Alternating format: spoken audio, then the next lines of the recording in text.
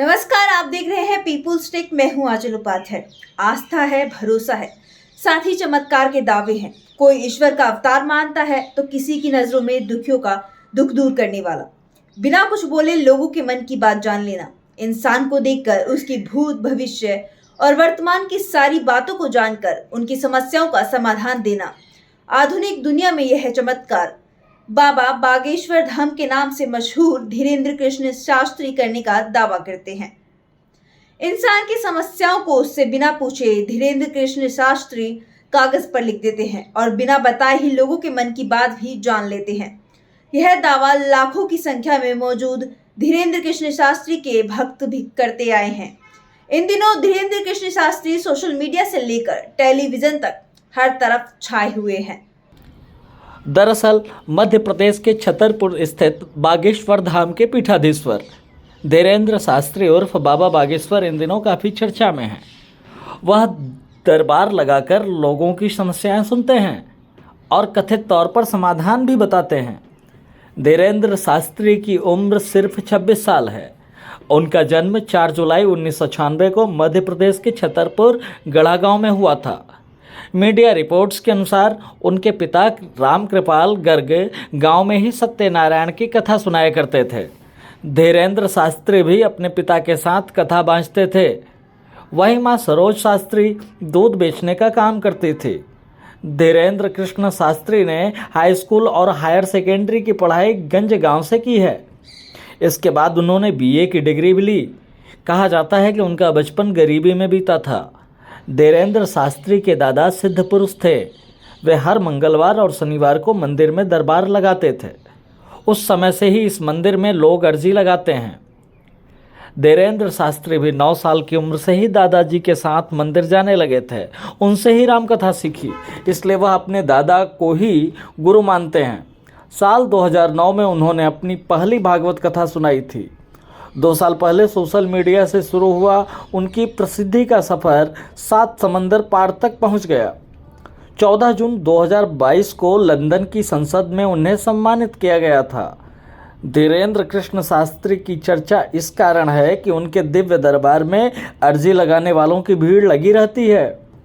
भक्तों की माने तो गुरु जी पर भगवान हनुमान जी की असीम कृपा है। दिव्य दरबार में भगवान हनुमान जी और दिव्य शक्तियां उनको प्रेरणा देती हैं।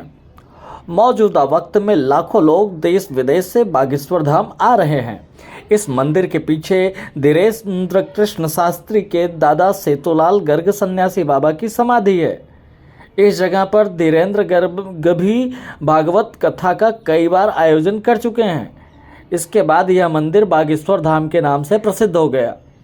आज के समय में लोग अपनी परेशानियों से छुटकारा पाने के लिए बागेश्वर धाम आते हैं और बाबा उन्हें अपनी परेशानियों से निजात दिलाने का दावा करते हैं। गौरतलब है कि पिछले कुछ वक्त से धीरेन्द्र शास्त्री काफ़ी प्रसिद्ध हो गए हैं। कुछ दिनों पहले उन्होंने महाराष्ट्र के नागपुर में दरबार लगाया था। इस दरबार में महाराष्ट्र के उप मुख्यमंत्री देवेंद्र फडणवीस के अलावा केंद्रीय सड़क परिवहन राष्ट्रीय राज्य मंत्री नितिन गडकरी भी पहुंचे थे। बता दें कि देश के कई राजनेता बागेश्वर धाम में हाजिरी लगा चुके हैं। नागपुर की अंधश्रद्धा उन्मूलन समिति के संस्थापक श्याम मानव अपने द्वारा दूसरे कमरे में रखी गई 10 वस्तुओं की जानकारी देने का चैलेंज और उसके पूरा होने पर 30 लाख रुपए दिए जाने का चैलेंज किया गया। हालांकि बाबा ने चैलेंज को स्वीकार कर लिया है।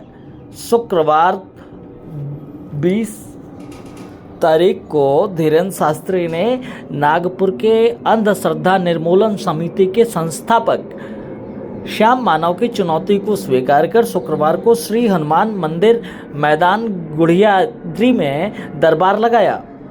इस दौरान पंडित धीरेन्द्र कृष्ण ने कहा कि यहाँ आकर हमें आजमा लें। दरअसल अंधश्रद्धा उन्मूलन समिति ने धीरेन्द्र शास्त्री पर जादू टोना और अंधश्रद्धा फैलाने का आरोप लगाया है। समिति के अध्यक्ष श्याम मानव ने कहा कि दिव्य दरबार और प्रेत दरबार की आड़ में बाबा जादू टोना को बढ़ावा दे रहे हैं। साथ ही धर्म के नाम पर आम लोगों को लूटने, धोखाधड़ी और शोषण भी किया जा रहा है। अगर धीरेन्द्र के खिलाफ पुलिस कार्रवाई नहीं करेगी तो वो कोर्ट का रुख करेंगे। इस केस पर पलटवार करते हुए धीरेन्द्र कृष्ण शास्त्री ने कहा, ये काम धर्म विरोधी लोगों का है। नागपुर में धीरेन्द्र शास्त्री के समर्थन में विश्व हिंदू परिषद के लोगों ने मार्च निकाला। वहीं योग गुरु रामदेव भी उनके समर्थन में उतर गए हैं। उन्होंने कहा, कुछ पाखंडी धीरेन्द्र पर टूट पड़े हैं और पूछ रहे हैं बालाजी हनुमान जी की कृपा क्या है। कई लोग धीरेन्द्र शास्त्री के समर्थन में हैं, तो वहीं कुछ लोग धीरेन्द्र कृष्ण शास्त्री का विरोध भी कर रहे हैं। धीरेन्द्र शास्त्री ने कहा कि वो संविधान के अनुसार धर्म का प्रचार प्रसार कर रहे हैं। अगर हनुमान भक्ति करना गुनाह है तो सभी हनुमान भक्तों पर FIR होनी चाहिए। फिलहाल के लिए बस इतना ही। देश और दुनिया की तमाम बड़ी खबरों के लिए लाइक, शेयर, सब्सक्राइब करें पीपुल्स टेक।